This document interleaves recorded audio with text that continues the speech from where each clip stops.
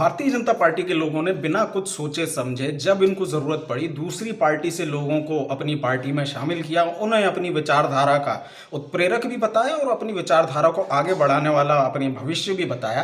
तो भारतीय जनता पार्टी ने चुन चुन के गिन गिन करके, खासकर मध्य प्रदेश में, चाहे वो ज्योतिरादित्य सिंधिया हो, चाहे वो सुरेश पचौरी हो, चाहे भारतीय जनता पार्टी में शामिल होने वाले कांग्रेस पार्टी के अन्य कई सारे नेता हों, कई सारे प्रवक्ताओं को, कई सारे नेताओं को शामिल कराया। लेकिन अब भारतीय जनता पार्टी से उन नेताओं को एडजस्ट करते नहीं बन रहा है। पद तो उन्होंने दे दिए लेकिन एडजस्ट उनके कार्यकर्ता नहीं हो रहे। उनके कार्यकर्ताओं का दुख जो है लगातार सामने आ रहा है। और अब भारतीय जनता पार्टी के कद्दावर नेता, भारतीय जनता पार्टी के पूर्व मंत्री रहे, भारतीय जनता पार्टी के वर्तमान विधायक भूपेंद्र सिंह ने इन लोगों के खिलाफ मोर्चा खोल दिया है। लगातार वो ऐसी टिप्पणियां करते हैं जो सरकार के लिए असहज हो जाती है। और अब उन्होंने सीधे सीधे इन आयातित नेताओं पर हमला बोला है। भारतीय जनता पार्टी ने जिन लोगों को अपनी पार्टी में ले लिया और उनकी वजह से जो एडजस्टमेंट नहीं हो पा रहा, उन नेताओं पर हमला बोला है। भूपेंद्र सिंह ने अपनी बात कहते हुए कहा कि भारतीय जनता पार्टी ने ऐसे लोगों को भी शामिल कर लिया। उन्होंने एक कांग्रेस नेता का बिना नाम लिए कहा कि ये जो कांग्रेस नेता थे, जब कांग्रेस में थे तो इन्होंने हमारे 70-72 कार्यकर्ताओं के सर